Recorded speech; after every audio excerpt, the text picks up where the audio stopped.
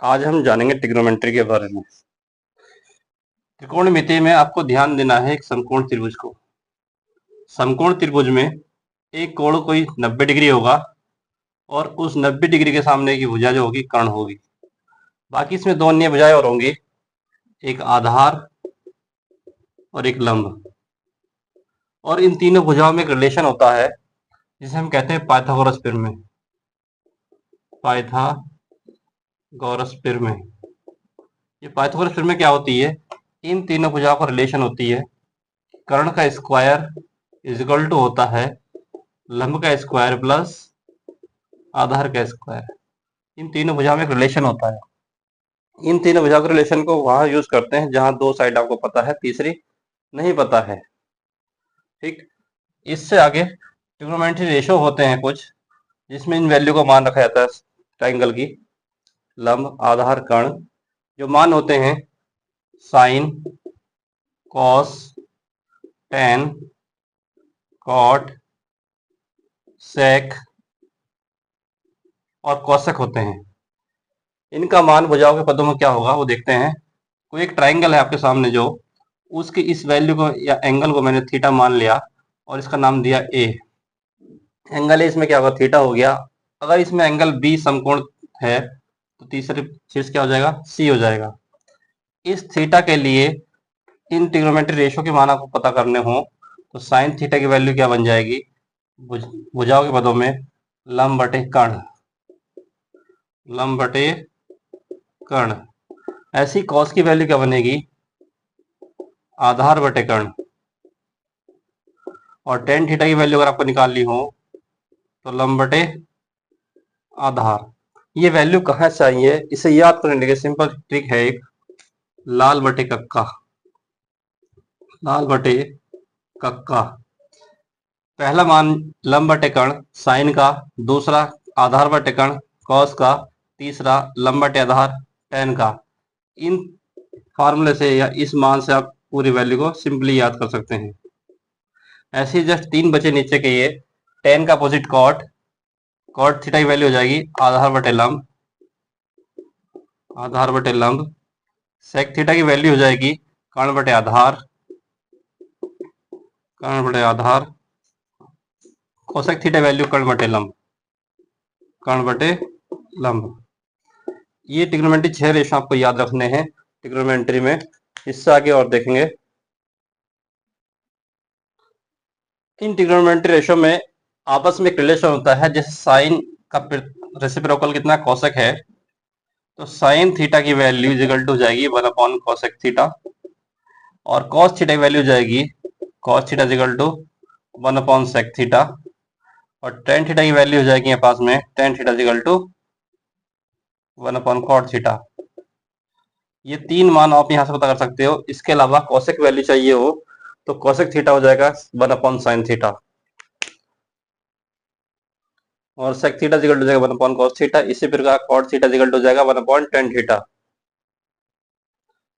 Suppose करिए आपको एक क्वेश्चन दूं मैं, एग्जाम्पल तौर पे क्वेश्चन है, त्रिभुज एबीसी एक समकोण त्रिभुज है, समकोण त्रिभुज है जिसमें कोण भी समकोण तथा भुजा ए भी बराबर 5 सेंटीमीटर और भुजा ए सी बराबर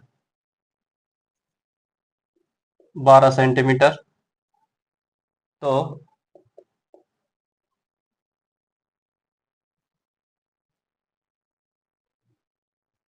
तो एंगल या कोण ए के लिए साइन कॉस का मान ज्ञात कीजिए, का मान ज्ञात करो। सबसे पहले ट्राइंगल बनाएंगे और देखेंगे कैसा ट्राइंगल है वो। एक समकोण त्रिभुज आपने बनाया, इसमें कोण भी आपके पास समकोण है, कितना? 90 डिग्री। इसे बी नाम दे देंगे। बाकी आपके पास दो शीर्ष और बचे, ए और सी। इसको ए नाम दे दिया और तीसरे को सी नाम दे दिया। ए बी की वैल्यू आपको दी गई है 5। BC आपको पता नहीं निकालनी है। AC इक्वल टू दी है 12, इसे 12 की जगह आप 13 कर लीजिए, 13 हो गई है।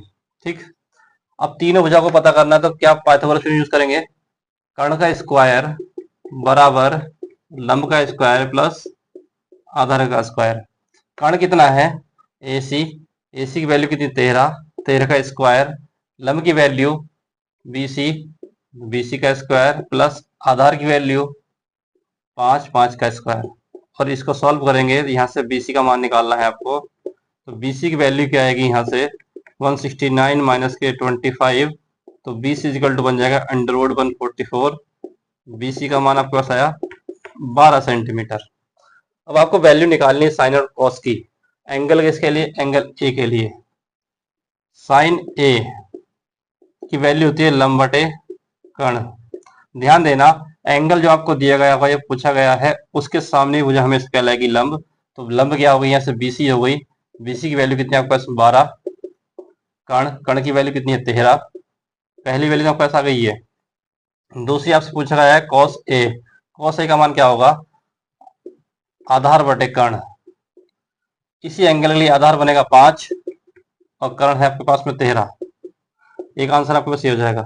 साइन और कॉस की वैल्यू यहाँ से निकाल ली, और इसके अलावा कुछ मान ऐसे ही निकाल सकते हैं आपको। ये तो ट्रिग्नोमेट्री में किसी भी त्रिभुज में समकोण त्रिभुज की कोई सी एक भुजा ज्ञात करने की बात हो गई। आगे देखेंगे, साइन थीटा इजिकल टू होता है 1 कॉसेक थीटा, जो आपको फॉर्मूला याद रखना ही है इसके मान। ऐसे ही यहाँ से कॉस थीटा की वैल्यू याद रखेंगे 1 सेक थीटा, टेन थीटा का मान 1 कॉट थीटा। इसके अलावा कॉसेक थीटा की वैल्यू, कॉसेक थीटा जो बन जाएगा आपके पास में cosec theta is equal to 1 sine theta, और सेक थीटा की value sec theta is equal to 1 cos theta, cot theta is equal to होता है 1 टेन थीटा। इनके अलावा टेन और कॉट की वैल्यू आपको याद रखनी है। टेन थीटा इक्वल टू होता है साइन थीटा बटे कॉस थीटा। अगर कॉट का मान यहाँ से निकालो तो कॉट थीटा हो जाएगा cos theta upon sine theta. ये भी बेसिक चीजें हैं जो आपको ट्रिग्नोमेट्री में बहुत हेल्प करेंगी। इससे आगे सिंपली सर्वसमीकरण या formula, sine square theta equal to cos square theta equal to होता है 1।